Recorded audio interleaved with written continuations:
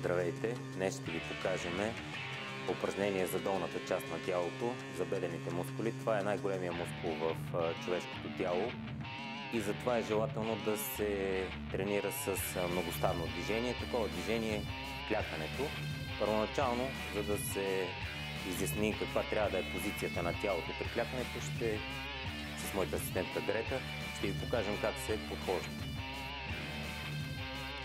Изходната позиция винаги трябва да е стабилна, както на всички упражнения. Центъра на тежестта, който се намира около слънчевия стъклик, трябва да се намира точно под вас. Стоите изправени. Винаги при всички упражнения гърдите леко изпъчени, за да вземете правилна стойка. Брадичката напред. При клякането погледа трябва да е напред и леко нагоре, за да държите гръбначния стълб в една права линия. За улеснение може ръцете когато клякате без тежест, ръцете да ги държите пред вас, като лактите, когато слизате надолу, лактите отиват напред. Разкрачката е на ширината на раменете, как може да определите, като спуснете ръце покрай тялото, когато ръцете ви докоснат бедрата, значи разкрачката е достатъчно широка. Такава разкрачка се ползва, като заучавате движението, защото това е най-стабилната позиция за клякане. След това самото движение започвате да го изпълнявате едновременно от тазобедрените и от коленните стави. Все едно зад вас има столче и се опитвате да седнете на това столче. Подхождате едновременно с клякане, оставяте ханша да върви назад, колената свивате в колената, но се стремите колената да не минават пред върховете на пръстите.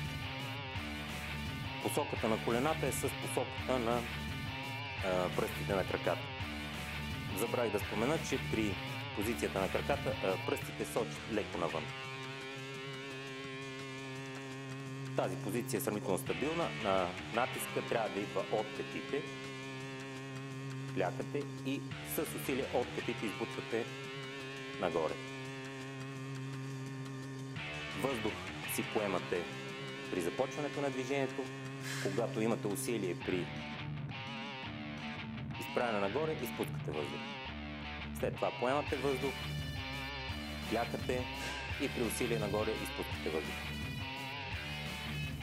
Ако промените позицията на стъпалата, съответно акцента на усилието върху мускула ще се премести. Другото важно нещо е на каква дълбочина да се спускаме. Колкото по-дълбоко спускаме, толкова по-голяма част от бедрените мускули ще участват. За движението участват почти всички мускули на бедрата. Четириглавия бедрен мускул в предната част, двуглавия в задната част на бедрото, глутеуса, прасеца, мускулите на тибията отпред. Всички мускули участват, включително и ставите, които участват, са отдолу нагоре. Ставата наглезена, колянната става и тазобедрената става. Движението, както казах, вече го започвате едновременно в колянната и в тазобедрената става, пускате назад.